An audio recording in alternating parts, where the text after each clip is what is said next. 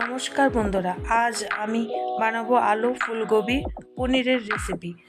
আপনারা ভাবতে পারেন এরকম রান্না তো আমরাও পারি, কিন্তু আমি আজকে বানাবো তেল ছাড়া জিরো অয়েল আলু ফুলকপি পনির কি সবজি।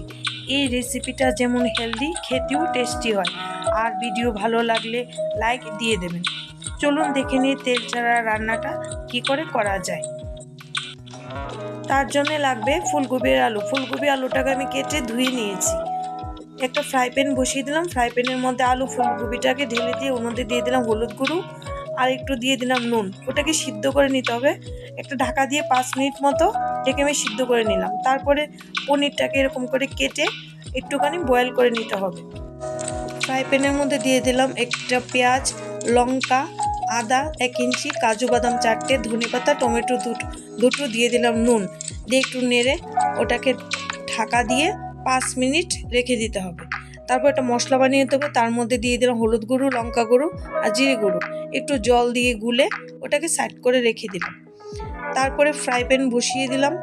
ফ্রাই প্যান বসিয়ে ওটাকে দিয়ে দিলাম 1 চামচ জিরা, একটা শুকনো লঙ্কা, তেজপাতা দিয়ে একটু ড্রাই রোস্ট করে ওটা থেকে যখন একটুখানি গন্ধ বেরোবে মশলা ভাজা, তখন ওই যে ভাজা মশলাটা করেছিলাম ওটাকে আমি মিক্সিতে পেস্ট করে দিয়ে দিলাম ওইগুলানো গুলে রাখা মশলাটাও একসাথে দিয়ে ওটাকে একটু নেড়ে দিয়ে দিলাম ওর মধ্যে নুনটাকে দিয়ে আবার একটুখানি নেড়ে যখন এরকম জলটা শুকিয়ে যাবে, মশলা থেকে এরকম জলটা শুকিয়ে যাবে, তখন ওর মধ্যে দিয়ে দেবো আমি এই কসুরি মেথিটাকে দিয়ে একবার ওইবার নেড়ে আমি সিদ্ধ করে রাখা ফুলকপি আর আলুটাকে দিয়ে দিলাম। ফুলকপি আলুটাকে মশলার সাথে ভালোভাবে মিশিয়ে নিতে হবে।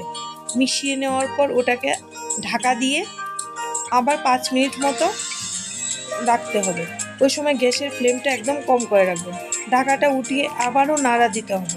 একবার নেড়ে যখন দেখবেন যে ফুলকপি আলুটা হয়ে গেছে, তখন ওর মধ্যে দিয়ে দিলাম পনির পিসগুলো, যেগুলো বয়েল করে রেখেছিলাম।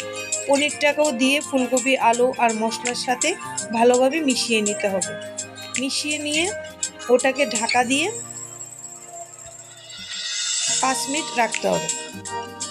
5 মিনিট পরে আমি উঠিয়ে দেখলাম ফুলকপি আলু পনির সব রেডি হয়ে গেছে। দিয়ে দিলাম ওটার মধ্যে জল দিয়ে যখন এরকম ফুটে উঠবে ফুলকপি আলুর সবজির ঝোলটা, তখন ওর মধ্যে দিয়ে দেবো আমি গরম মশলা 1 চামচ মতো গরম মশলা দেওয়ার পরে নুনটা আমি দিয়ে দিলাম। মনে হচ্ছে নুনটা কম, আপনারা নুনটা দেখে দেবেন। সবাই নুনটা নিজের মতো করে দেবেন, নিজের যেরকম পছন্দ ওরকম দেবেন।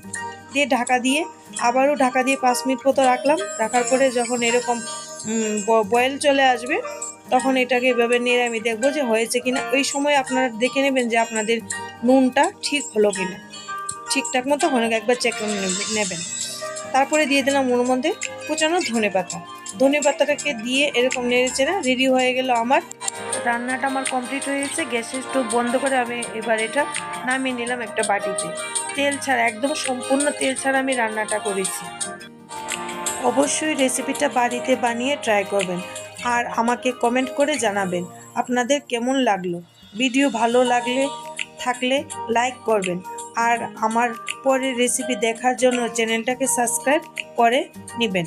সাবস্ক্রাইব করার সময় পাশে থাকা বেল আইকনটা ক্লিক করে দেবেন। ভালো থাকবেন সবাই।